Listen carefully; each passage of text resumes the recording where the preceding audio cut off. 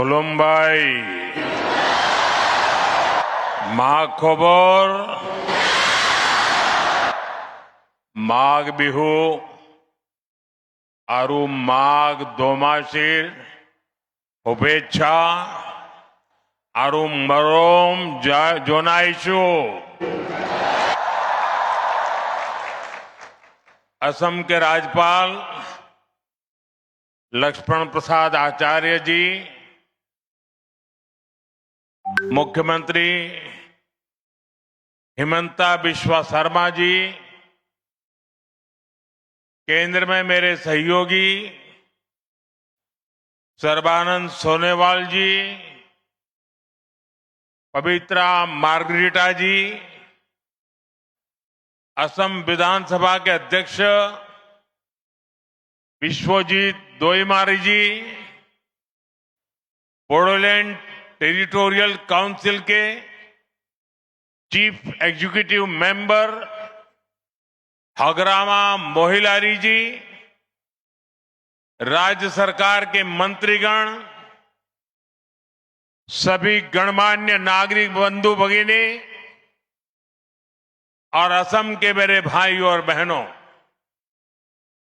मेरा सौभाग्य है कि मुझे असम की संस्कृति, यहां की बोडो परंपराओं को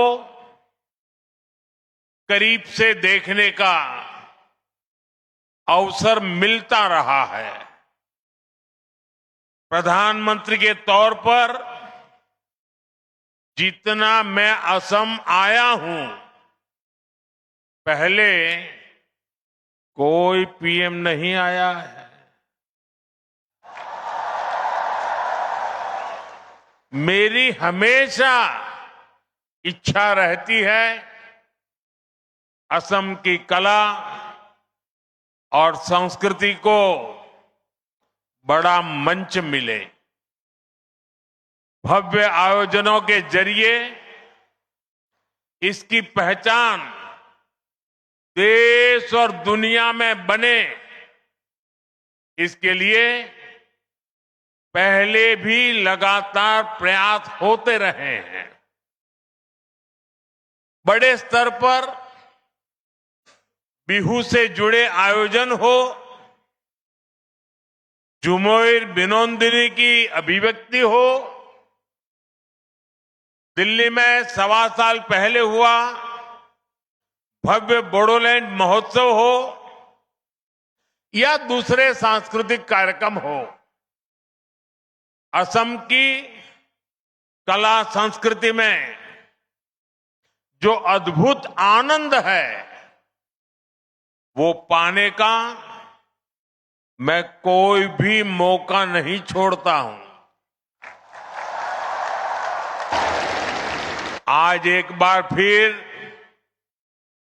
बागुरुम्बा का ये आयोजन होने जा रहा है। ये आयोजन बोडो पहचान का जीवंत उत्सव है। ये बोडो समाज का, असम की विरासत का सम्मान भी है।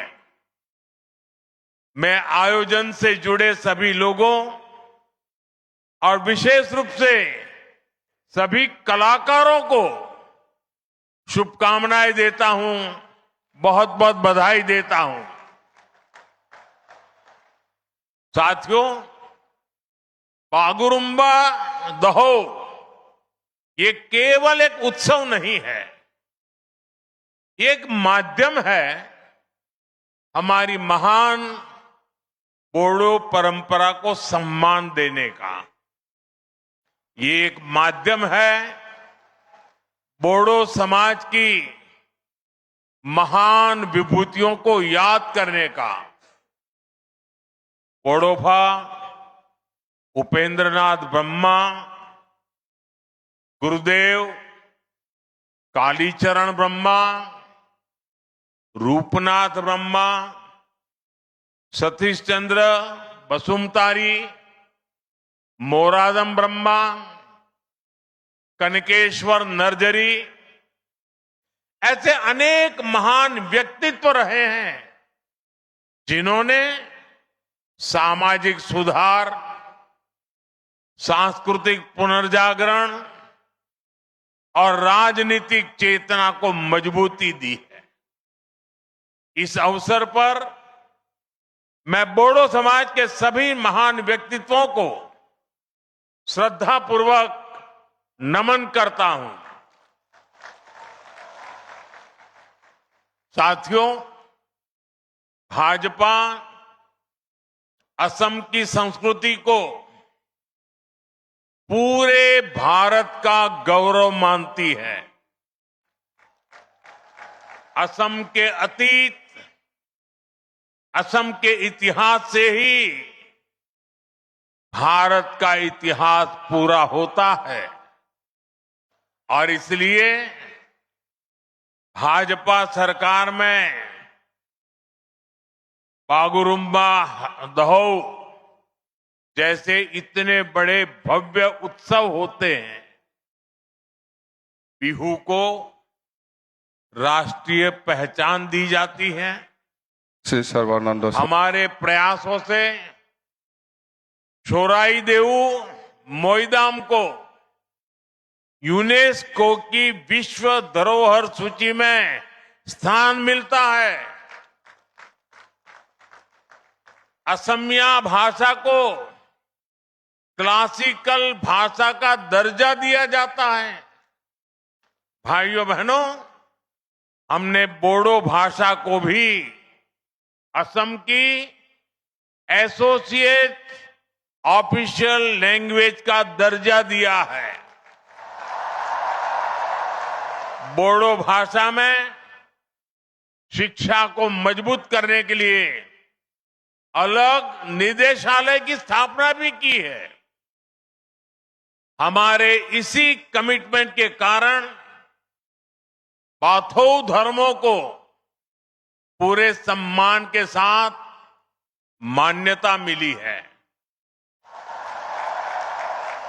बाथौ पूजा पर स्टेट हॉलिडे घोषित किया गया है।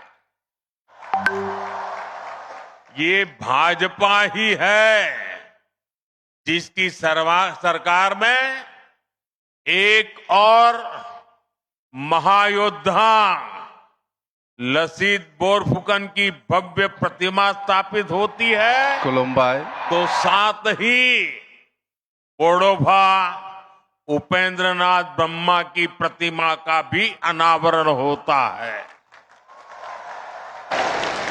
इसी तरह श्रीमंत शंकर देव की भक्ति और सामाजिक समरसता की परंपरा,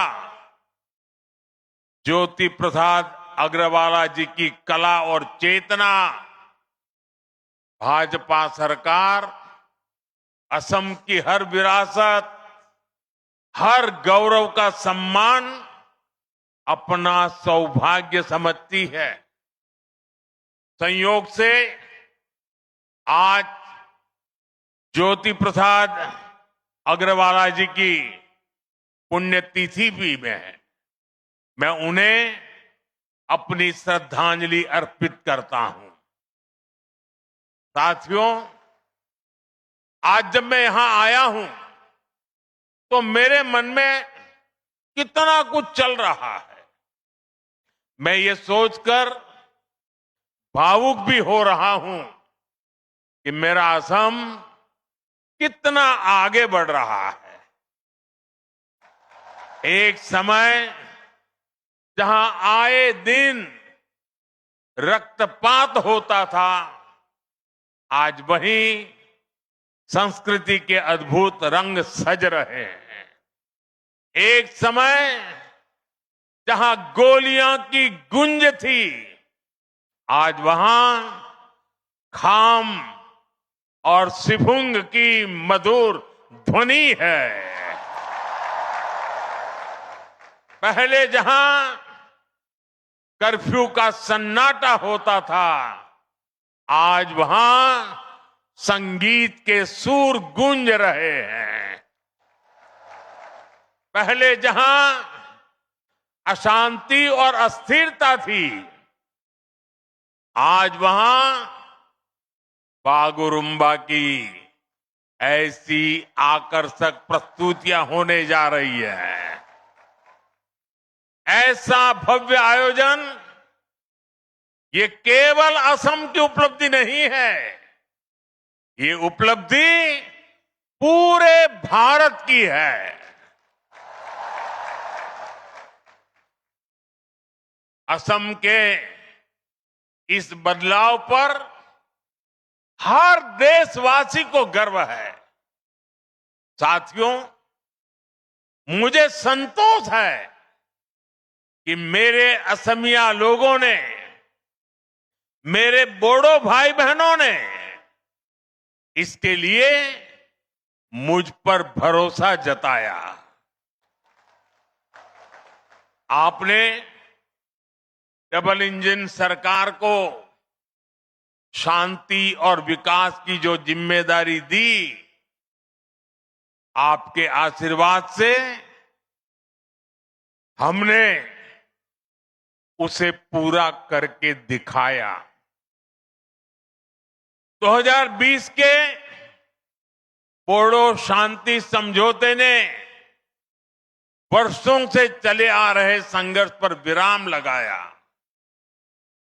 इस समझौते के बाद भरोसा लौटा और हजारों युवाओं ने हिंसा का रास्ता छोड़कर मुख्य धारा को अपना लिया। समझौते के बाद बोडो क्षेत्र में शिक्षा और विकास के नए अवसर तैयार हुए। शांति केवल कानून व्यवस्था तक सीमित नहीं रही, बल्कि रोजमर्रा के जीवन का हिस्सा बनी। और इसमें आपके प्रयासों की सबसे बड़ी भूमिका रही।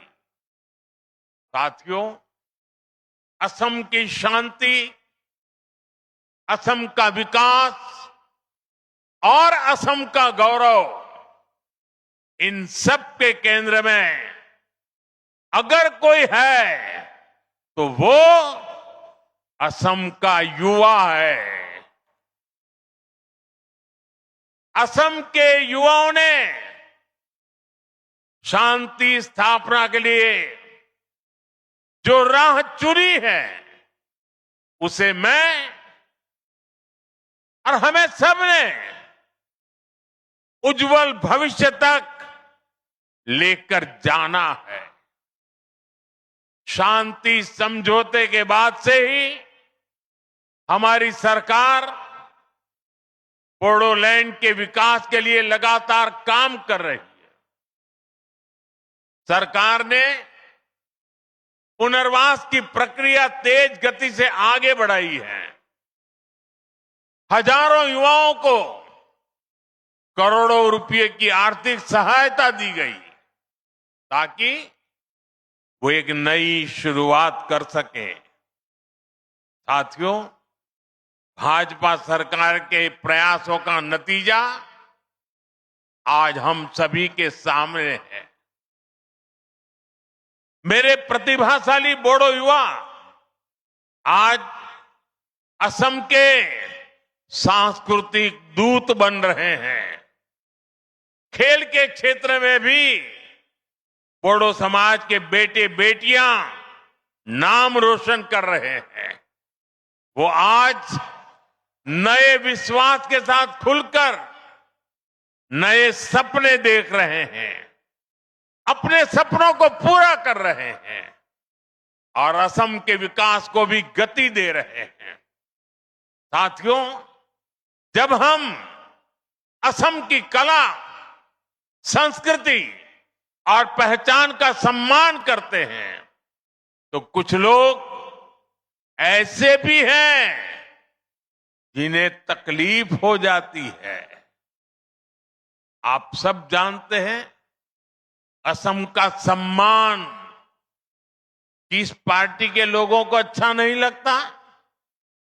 जवाब एक ही है, कांग्रेस पार्टी। वो कौन सी पार्टी है जिसने भूपेन हजारिका जी को भारत रत्न देने का विरोध किया था?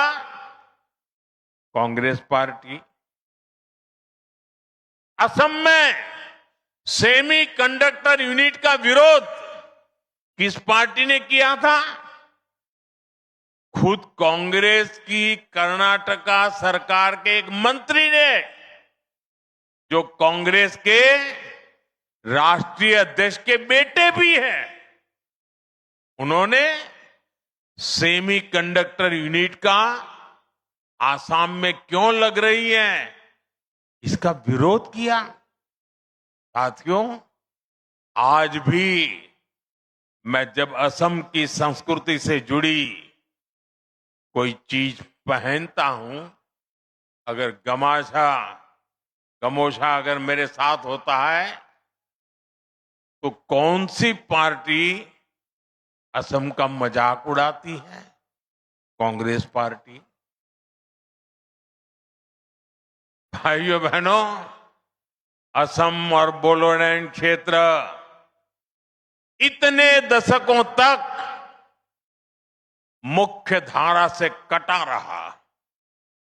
इसकी जिम्मेदार केवल और केवल कांग्रेस ही है। कांग्रेस ने अपने सियासी फायदे के लिए असम में अस्थिरता पैदा की। कांग्रेस ने असम को हिंसा की आग में धकेला। आजादी के बाद असम के सामने भी चुनौतियां थी, लेकिन कांग्रेस ने क्या किया? कांग्रेस ने उन समस्याओं के समाधान खोजने की जगह उन पर सियासी रोटियां सेकी। जरूरत विश्वास की थी, लेकिन कांग्रेस ने विभाजन को बढ़ाया। जरूरत संवाद की थी, लेकिन कांग्रेस ने उपेक्षा की, बातचीत के रास्ते बंद किए।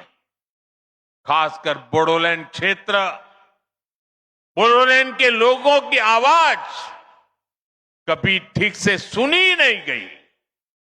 जब जरूरत अपने लोगों के जख्म भरने की थी, जब जरूरत असम के लोगों की सेवा करने की थी, कांग्रेस तब घुसपैठियों के लिए असम के दरवाजे खोलकर उनकी आवाभगत में लगी रही। साथियों, कांग्रेस असम के लोगों को अपना नहीं मानती है।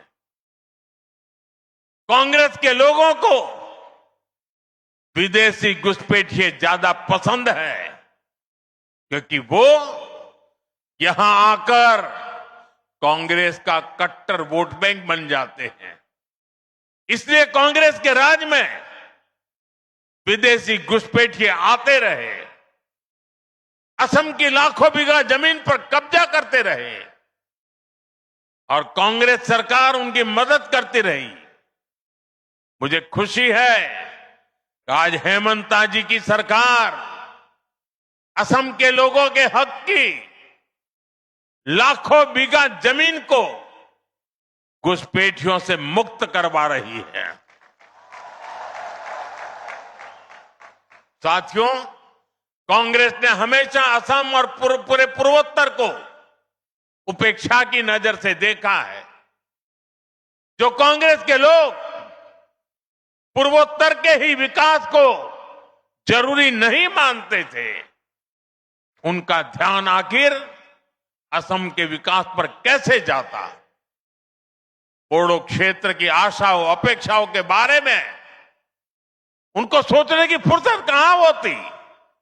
इसलिए कांग्रेस सरकारों ने जानबूझकर इस क्षेत्र को मुसीबतों में धकेला।